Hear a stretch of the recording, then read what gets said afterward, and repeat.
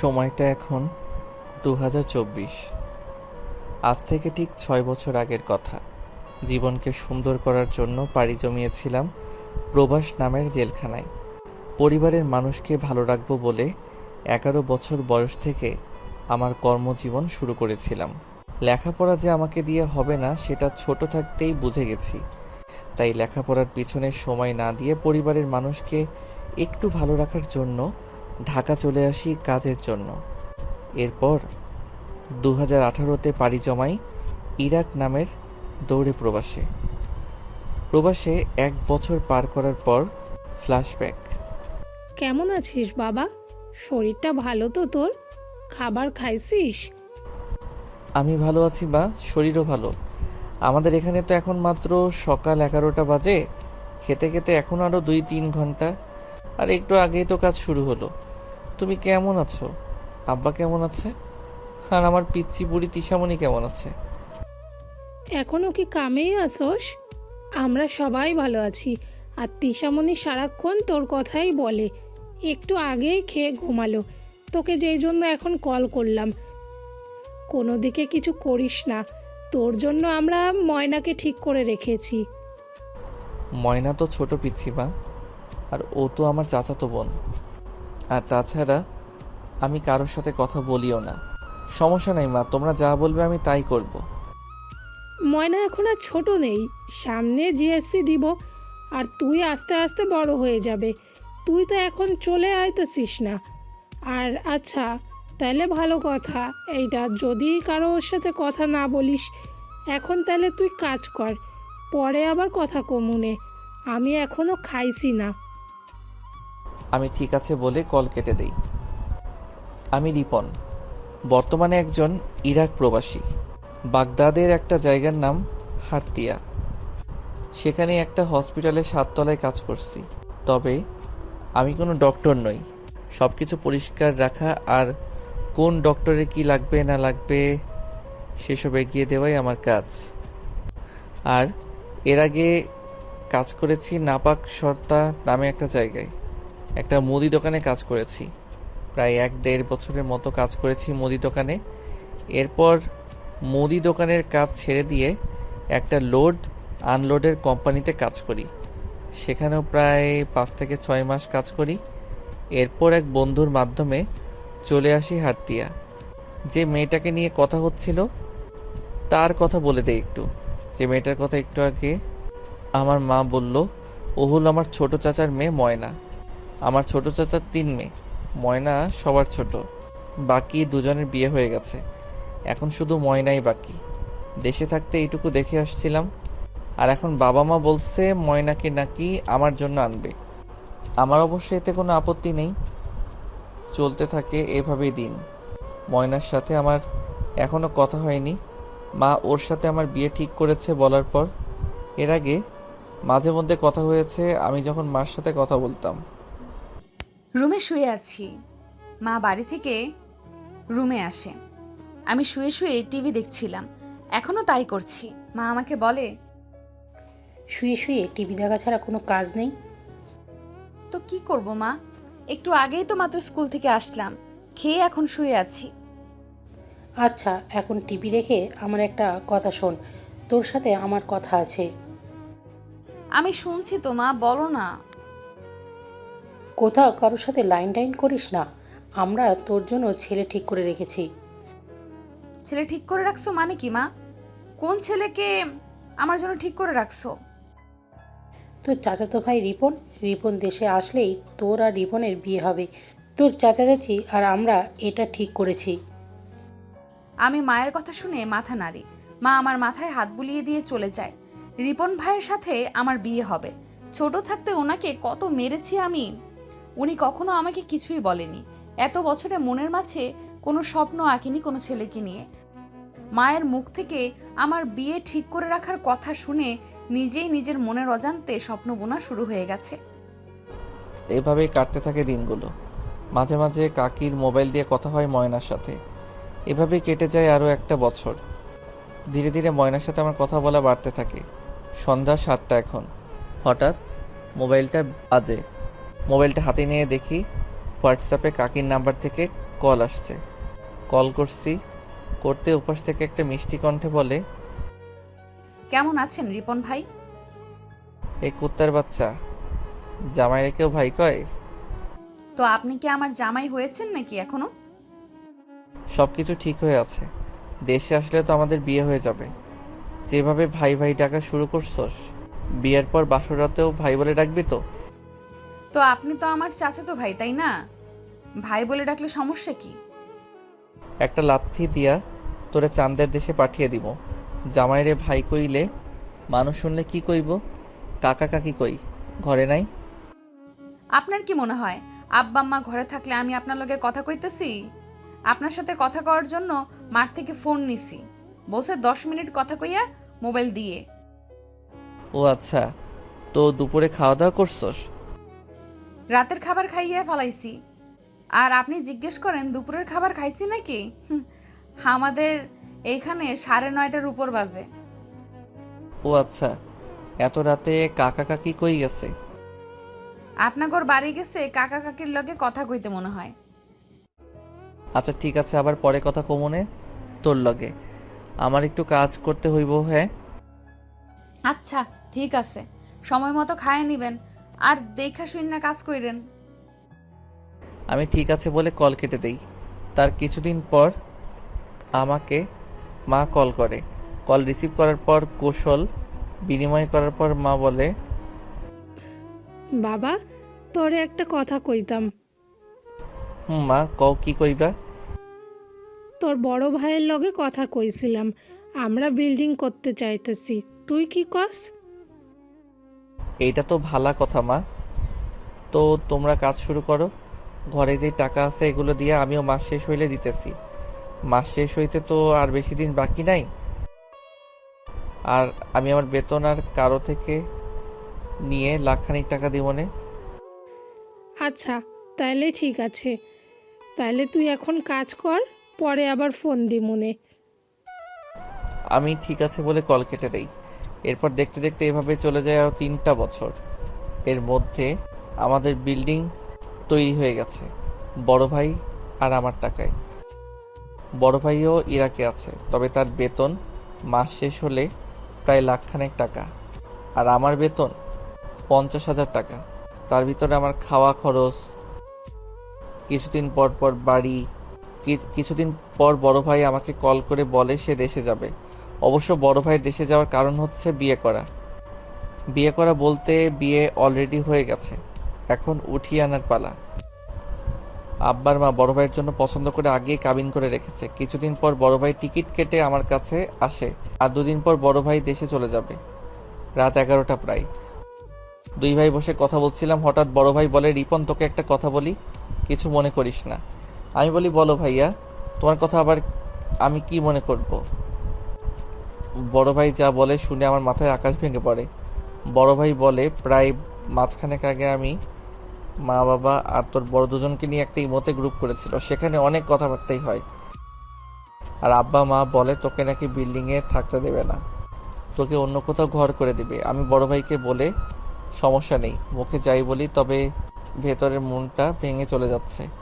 যে বিল্ডিং তৈরিতে নিজের কষ্ট করে ইনকাম করা সব টাকা দিলাম, সাথে অনেকের থেকেও ধারও করেছে এই বিল্ডিংয়ের জন্য, আর সেই বিল্ডিংয়ে নাকি আমার ঠাঁই হবে না। তার কিছু সময় পর বড় ভাই বলে, আরে তুই চিন্তা করিস না, আমি আছি না। আমি দেশে গিয়ে ময়না আংটি পরিয়ে ফেলবো, আর তারপর আমি তো আছি, তোকে বিল্ডিংয়ে থাকতে দেবে না, আমি দেখবো না। শোন ভাই, আমার কাছে কিন্তু 1 টাকাও নাই। এতগুলো বছর পর দেশে যাচ্ছি, আর জীবনে তো বিয়ে একবারই করব। অনুষ্ঠান না করলে কেমন একটা দেখায় বলতো, এত বছর বিদেশ করার পরও।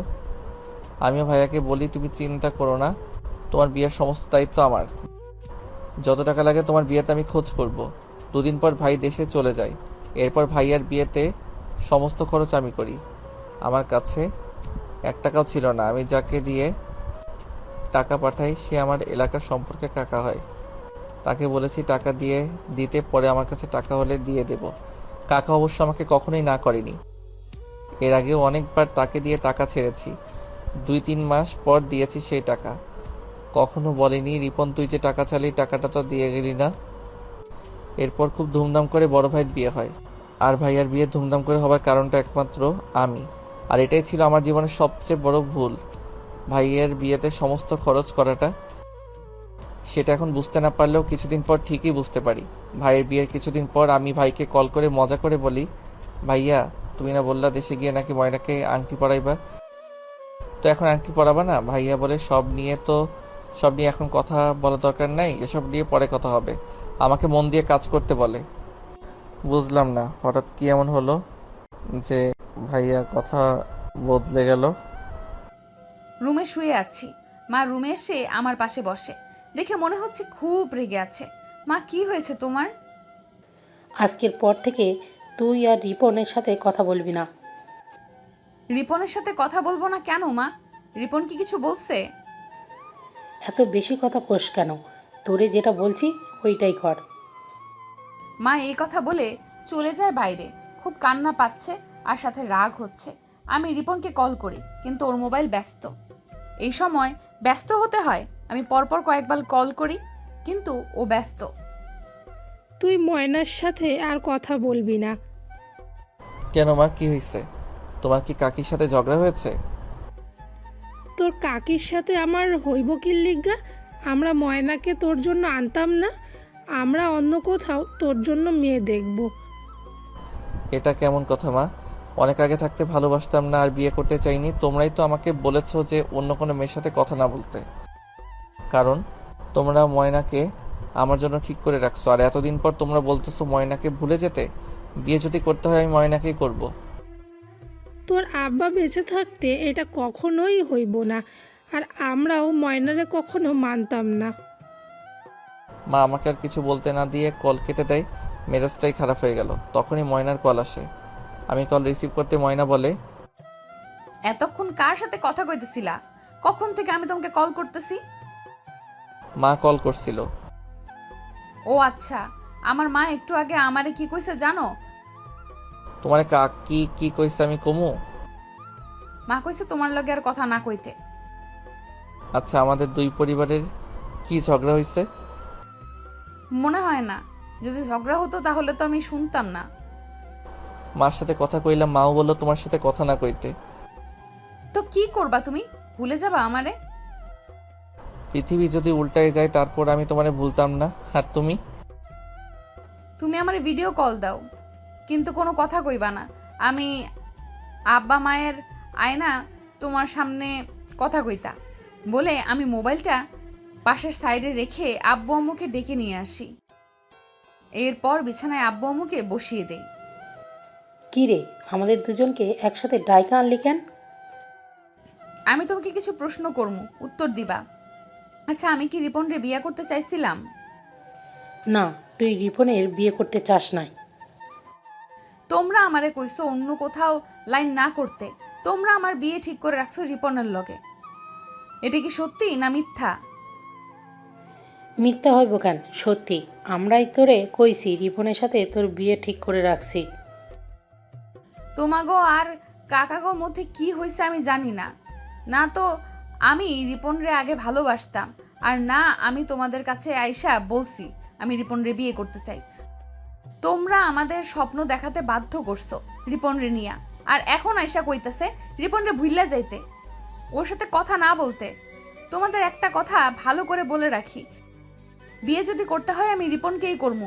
আর যদি তোমরা আমার সাথে জোরাজোরি করো তাহলে আমি নিজের শেষ করে দিব, মনে রাখো। এসব কথা কোষ না মা। রিপন যদি তোরে বিয়া করতে চায়, পুরা পৃথিবী উল্টে গেলেও আমি রিপনের সাথে তোর বিয়া দিব। আচ্ছা ঠিক আছে। আব্বা আর মা দুজনেই আমার মাথায় হাত বুলিয়ে দিয়ে চলে যায়। আমি মোবাইল হাতে নিয়ে রিপনকে বলি, সবকিছু শুনছো তো? এখন তুমি বলো কি করবা। তোমার এত সাহস হয়ে গেছে কাকা কাকির সামনে এতগুলো কথা কেমনে কইলা? তোর ভুল কি কইছি? আমরা সাঁতার জানি না, ওনারা আমাগো নদীতে নামাইছে সাঁতার শিখাইবো বইলা। যে আমরা একটু সাঁতার শিখছি, ওনারা বলে আর সাঁতার শিখা লাগবে না। আমি তোমার কথা দিলাম, আমার পুরো পরিবারও যদি আমার বিপক্ষে চলে যায় আমি রিপন তোমাকেই বিয়ে করব। কেউ আমাকে আটকাতে পারবে না। তুমি শুধু সারা জীবন আমার হয়ে থেকো। আমিও তোমারে কথা দিলাম, সারা জীবন আমি তোমার হয়েই থাকবো। এরপর থেকে আমার আর ময়নার সারাদিনই কথা হয়। এর মধ্যে 2023-এর কোরবানি ঈদের পর আমার একটা বন্ধু আমার এখানে চলে আসে। ওর নাম আবির। অবশ্য আমি নাপাক সরতা ওসমানের বাসায় গিয়েছিলাম। আসার সময় সাথে করে আবিরকে নিয়ে আসি, ওকে ওর মামার কাছে দিয়ে আসি, আমার হাসপাতালে চলে আসি। নাপাক সরতা থাকতে ওর সাথে আমার বন্ধুত্ব। আবির ছাড়া ওসমান, আব্বাস, ইসলাম, খোকন, আকবর, হাবিব আমার খুব ভালো বন্ধু। আবির ওর মামার কাছেই থাকে, ওর মামাও আমার কাছে কাছাকাছি কাজ করে। আমি মনের সাথে কথা বলছিলাম, তখনই আবির আমার কাছে আসে। কিরে, কখন আসছিস এইখানে? মাত্রই আসলাম। মামার সাথে যে কাজ করে না ওর সাথে তুই কার সাথে কথা কইস? আমার চাচাতো বউয়ের সাথে। কি খাবি, আয়। তোর কাছে বেড়াতে এসেছি, তুই যা খাবি তাই খাবো। দোকানে যাই, আমি ময়নাকে পরে কল করব বলে কল কেটে দেই। এরপর আবিরকে নিয়ে দোকানে চলে আসি। টুকটাক এটা ওটা দুই বন্ধু খাই। কোনো কাজ টাজ ঠিক হয়েছে নাকি? তোদের এলাকায় আছি, কাজ তো তোরা ঠিক করে দিবি। আমি তো এই এলাকা কিছুই চিনি না। 8 বছর তো কাজ করছস, 1 মাস রেস্ট নে, তারপর কাজ করিস। 1 মাস বসে থাকা তো ব্যাপার না, কিন্তু একটা মাস পয়সা থাকলে 50,000 টাকা লস। 8 বছর তো টাকা কামাইছস, 1 মাস কাজ না করলে কিছু হবে না। আচ্ছা, তোর কাজ কামের কি খবর? আর আঙ্কেল আন্টির লগে কথা কইছিলি? অনেক কথা রে, কোমরে তোরে একদিন, তুই তো আসিস এইখানেই, দুজন টুকটাক আরও অনেক কথা বলি। তারপর আবির চলে যায় ওর মামার কাছে। এভাবেই দেখতে দেখতে কেটে যায় আরও 5টা মাস। আজ বৃহস্পতিবার, কাল আমার ছুটি। আবির আসছে, আমার এখানে থাকবে আজকে। রাতে ভিডিও কলে কথা বলছিলাম, আমি শুয়ে শুয়ে মোবাইল টিপছি। পিছনে ক্যামেরা দিয়ে আবিরকে দেখাতেই মায়ান বলে, এইটারে তো এর আগে দেখছি। তোমারে বোন বলে। এটা আমার শালা, আমার ছোট ভাই। এই, আমি মানে ছোট কেমনে হই? চুপ শালা, তুই ময়নার ছোটই। হুম, আমার তো কোনো ভাইয়া নাই, আজ থেকে আবির ভাইয়াই আমার ভাই। আবির, ময়নার কোনো ভাই নেই, তাই তোরে ওর ভাই বানাইছে। ঠিক আছে, তাহলে আজকে থেকে ময়না আমার বড় বোন আর আমি তোর শালা। ভাইয়ারে বইলো দেশে আসলে আমাদের বাসায়। আচ্ছা, বলবো নে। বাংলাদেশ এখন 2টা বাজে, তুমি ঘুমা না। না, আমি ঘুমাবো না, আজকে সারা রাত তোমার লোকে কথা কমু। কালকে তো তোমার বন্ধ। আমার অনেক ঘুমাইতেছে, কালকে আবার জুম্মার নামাজ পড়তে যাবো না। তাইলে 3টা পর্যন্ত কথা কও, তোমার এখানে 12টা বাজবো। সকালে নামাজ পড়তেও যাইতে পারবা। কি আর করার, ওকে বললেও শুনবে না, খুব ভালো করে জানি। যবে থেকে আমরা রোজ নিয়মিত কথা বলা শুরু করেছি, সারাদিন কথা বলি। আবার রাতে বাংলাদেশে 3টা 4টা বেজে যায়, তাও ঘুমায় না। আর আমাকেও ঘুমাতে দেয় না। কথা বলতে বলতে কখন যে 3:30 বেজে গেছে বুঝতেই পারিনি। এরপর কল কেটে দুজনেই ঘুমিয়ে পড়ি। এইটা কোনো কাল্পনিক কিংবা মন গড়া গল্প নয়, এটা একটা বাস্তব ঘটনা। রিপন আর ময়নার জীবনের গল্প, একজন প্রবাসীর জীবনে ঘটে যাওয়া সত্য কথা এটা। তবে রিপনের জীবনের গল্প এখানেই শেষ নয়। সামনে রিপনের আরও কত যে যন্ত্রণা আছে সেটা পরের পর্ব পড়লেই জানতে পারবেন। আমাদের সাথেই থাকুন, জানতে পারবেন একজন প্রবাসী সারা জীবন পরিবারের জন্য কষ্ট করার পর তার ভাগ্যে কি থাকে। দেখা হচ্ছে পরের পর্ব নিয়ে খুব তাড়াতাড়ি। সে পর্যন্ত সবাই ভালো থাকুন, সুস্থ থাকুন। আল্লাহ হাফেজ।